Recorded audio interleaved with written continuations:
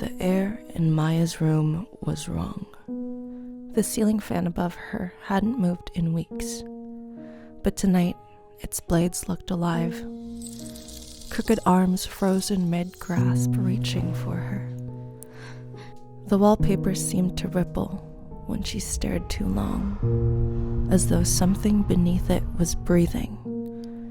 Her blanket was no comfort. It clung to her body like a second skin, heavy and suffocating, trapping her instead of protecting her. It only reminded her of nights when laughter used to fill this room, nights when Lila was still alive.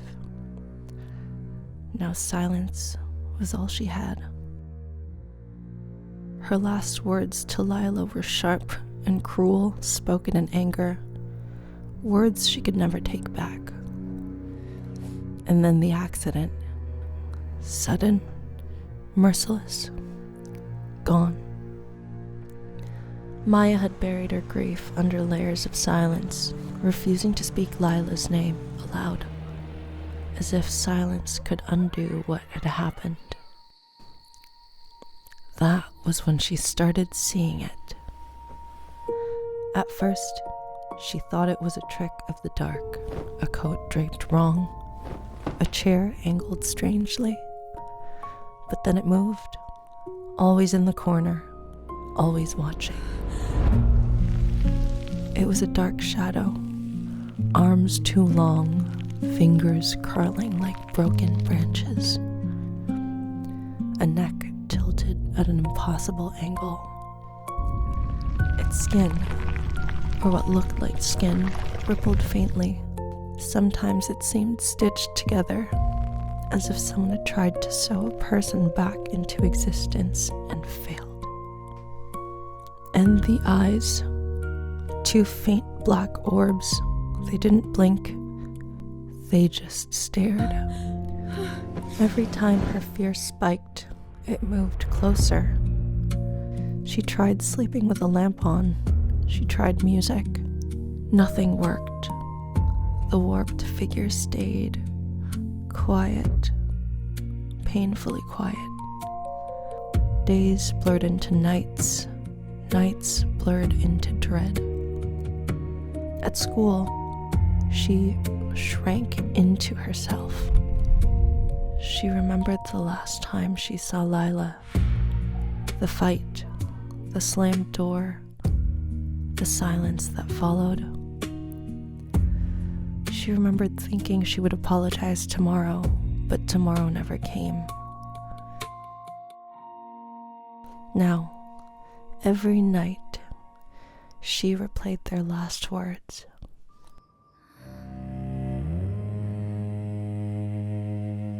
And every night, the creature stood in the corner, warped and waiting. Sometimes she thought she heard it whisper. Sometimes she thought she saw it smile. And every time she panicked, it moved closer. One night, she decided she couldn't take it anymore. She lay stiff under her blanket, her breath shallow, her eyes locked on the corner. The creature stood there, bent and wrong, its black orbs fixed on her. Her chest tightened until it felt like iron bands were cinched around her ribs. Each inhale was a battle, each exhale a surrender. Her throat burned with a scream she wouldn't let out. Her fingers dug into the blanket, nails biting into the fabric as though she could anchor herself to something solid. Her legs wanted to run, to carry her out of the room and into the safety of anywhere else. But they couldn't move. She slowed her breathing. She counted each inhale, each exhale. She told herself, don't feed it. Don't give it fear. And for the first time, the creature stopped moving. The shadow suddenly started to lose its shape.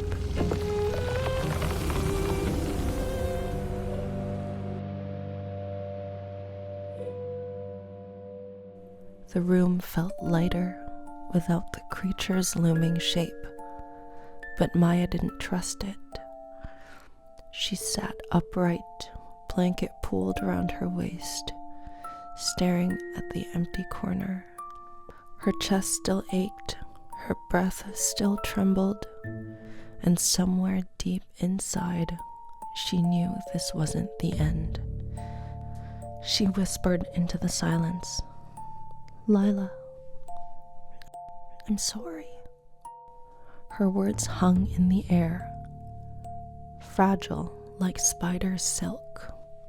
And then the shadows stirred. The corner grew darker again. It didn't return the way it had before. No sudden closeness, no warped limbs.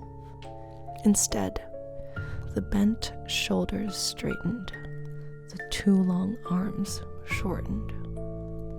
The black orbs softened into something faintly glowing, like candlelight behind frosted glass. Maya's pulse quickened, but not from fear. It was recognition. The creature wasn't dissolving, it was changing. She remembered the nights she and Lila had stayed up too late, whispering secrets into the dark.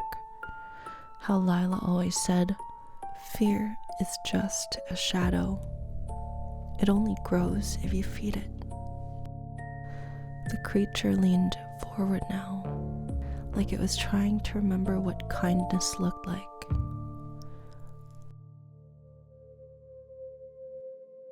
"You're not here to hurt me," she said almost to herself. The creature tilted its head as if listening. It stepped closer, slow enough that the floorboards sighed under its weight. Maya didn't flinch this time. She let it come. When it reached the edge of her bed, it stopped, and in its palms something shimmered. A bracelet, thin, woven from threads of blue and green. Maya's breath caught. It was the bracelet she had given to Lila on her 13th birthday, the one she thought had been lost forever. Her fingers shook as she reached out. The creature didn't move, didn't resist. It simply held the bracelet, waiting. When her hand brushed against its palm, she expected cold, but it was warm. Not human warm, but steady, like sunlight filtered through leaves. She took the bracelet, clutching it tight, her eyes blurred with tears. "Why are you showing me this?" she whispered. The creature's mouth moved. "Because you keep me alive when you remember." Her tears spilled freely now. She thought of all the nights she had buried her grief, all the times she had refused to speak Lila's name aloud. She thought of how silence had twisted into fear, shaping the creature into something terrifying. But now, the fear was loosening. The shadow wasn't a monster.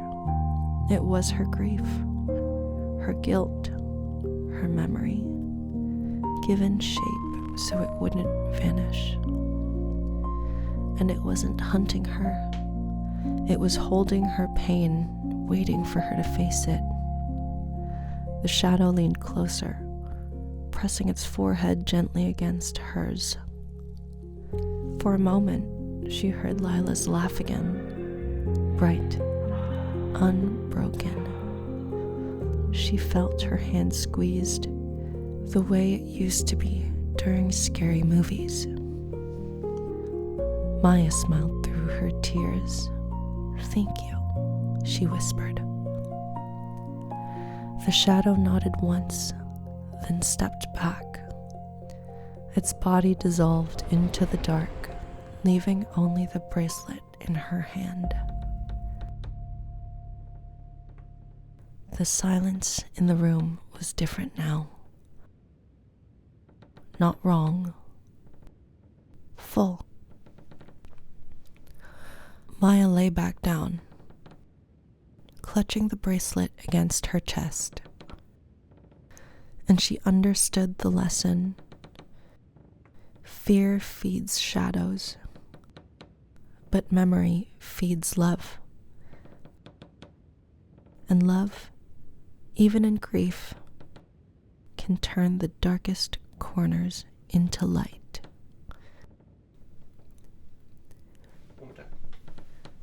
Good night, my midnight friend.